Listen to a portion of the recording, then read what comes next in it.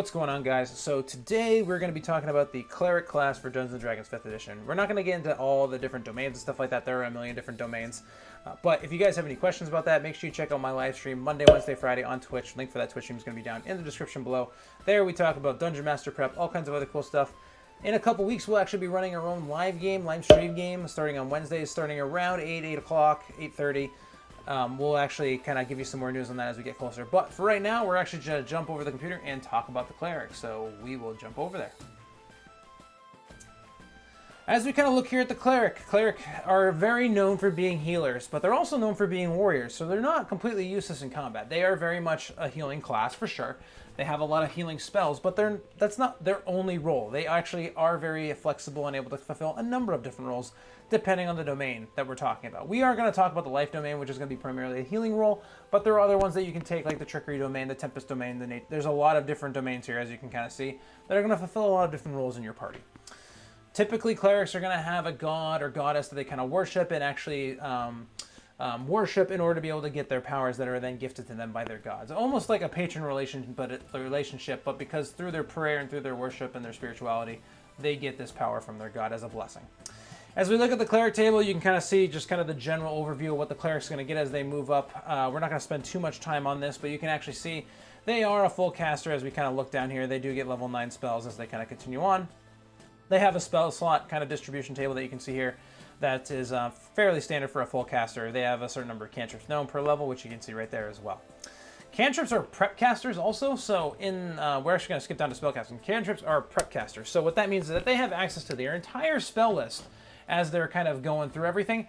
However, in addition to having access to their entire spell list, they're only going to be able to prepare a certain number of spells per day based on their wisdom level and a couple of other different factors. So it's your wisdom modifier plus your cleric level to a minimum of 1 spell is basically the amount of cleric spells that you can prep per day.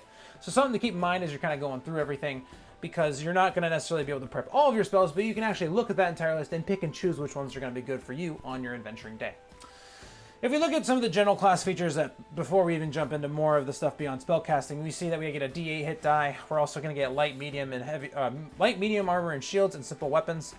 We're also going to have proficiency in wisdom and charisma saves, and then skill proficiencies 2 from history, insight, medicine, persuasion, and religion.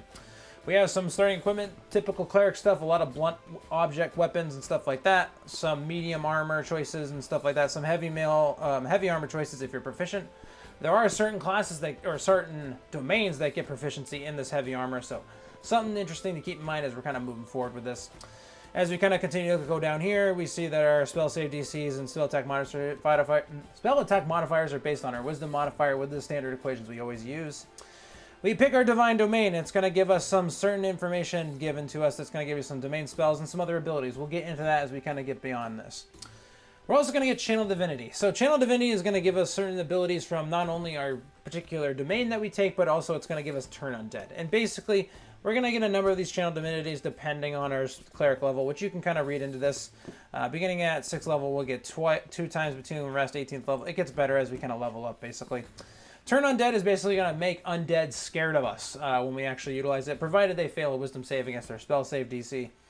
If they fail it, they're turned for a minute, or if they take any damage, so they will come back at you if they get hit and stuff like that. Just kind of standard stuff with a lot of kind of spells, but Turn Undead's really great because if there's an entire horde of undead, you might be able to kind of push them all away.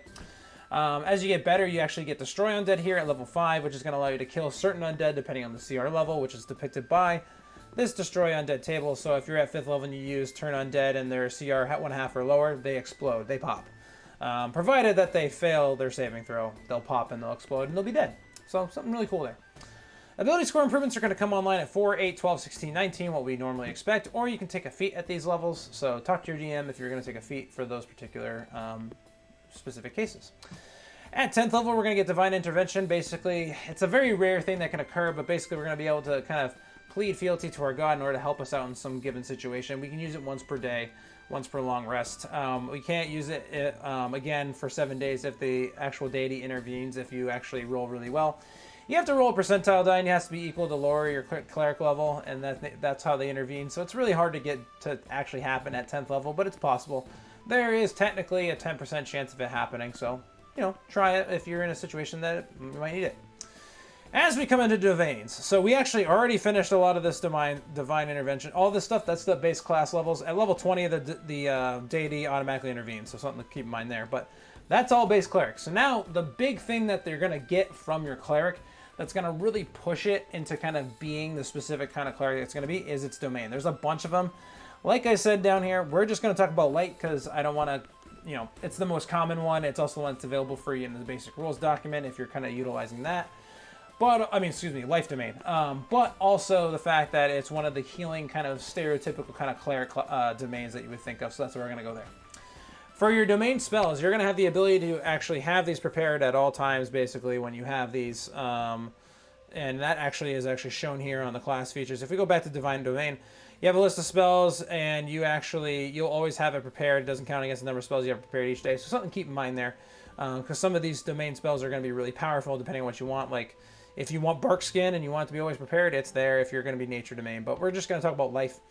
So we're going to get Bless and Cure Wounds, Lesser Restoration, Spiritual Weapon, Beacon of Hope, Revivify, Death Ward, Guardian Faith, Mass Cure Wounds, and Raise Dead. So these are actually really good ones if you're going to play that healing role. So you don't have to worry about prepping those healing spells. They're always going to be prepped anyway. So then you can kind of flex into some of the other cleric spells that are going to be more useful for you in your given party situation if you're fulfilling that specific healing role within your party. As we continue to go down, you're going to get proficiency in heavy armor at first level. So you are going to be able to grab that chainmail that was available for you if you were going to utilize the starting equipment. At level 1, you're also going to get Disciple of Life. Basically, your healing spells are going to be more effective. Every time you use a first level spell or higher to restore hit points, they're going to get more hit points equal to 2 plus the spell's level. So basically, you just become a better healer, which is going to be huge for this Disciple of Life particular domain.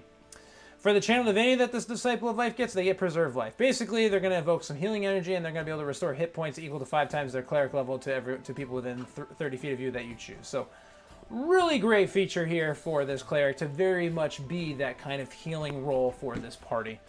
Blessed Healer, level 6, we're going to get healing spells cast on others, heal you as well. So whenever you cast a spell, you're also going to heal yourself for another 2 plus the spell's level hit points. Really great, and also with your survivability, keeping you alive. Divine Strike, we're going to be able to infuse our weapon to basically do some radiant damage. Really kind of good if we're going to be utilizing a melee weapon to kind of strike down our foes. We'll be able to actually add some radiant damage on top of it as well. And then at 17th level, we got Supreme Healing.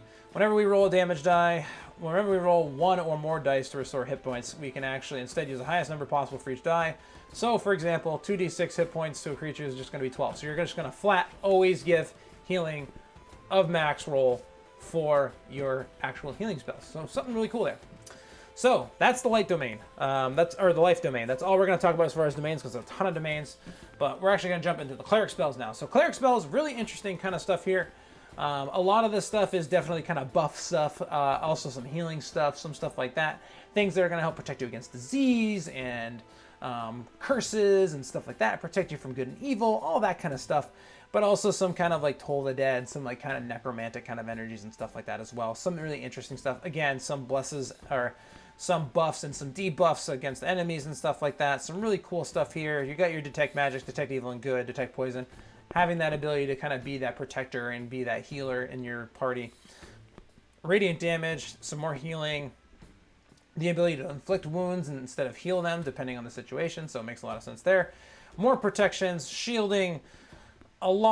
Some control spells, a lot of different really cool stuff you kind of see here on the spell list. We got also some other cool stuff like Mass Healing Word, Meld into Stone, Protection from Energy. Again, Remove Curse, Revivify. A lot of these really, really good kind of curative magics that we see here as we're going to kind of keep going here.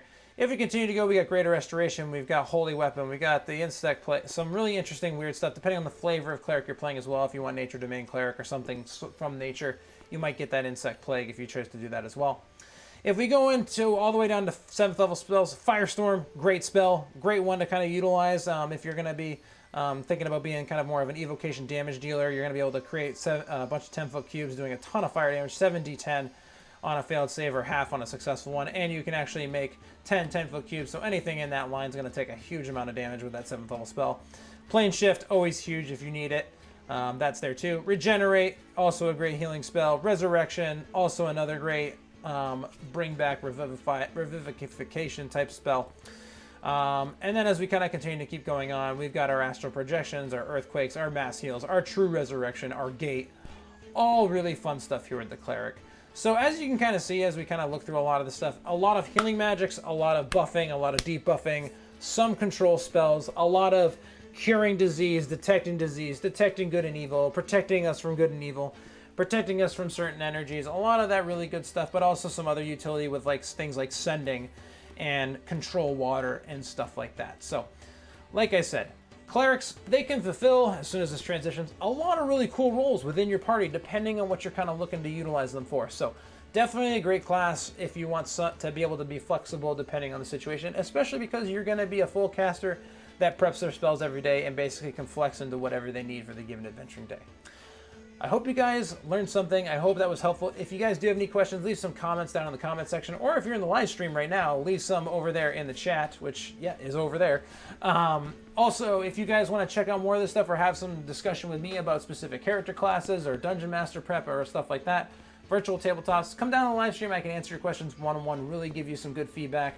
If you got some homebrews you're working on, I can take a look at them as well on the channel. Also give you some exposure if you're looking to kind of show other people what's going on there. And also kind of give you some good assessments and some suggestions and kind of help you out with your kind of situations in your game. I hope you guys learned something today. Make sure you check out all the other social medias and stuff like that. There's a bunch of them up there because we're on the stream right now recording this, but there's a lot of that stuff up there if you guys want to get updates on the channel and stuff like that. And I hope you guys learned something. I think I said that about 6 times now. But until next time, happy gaming.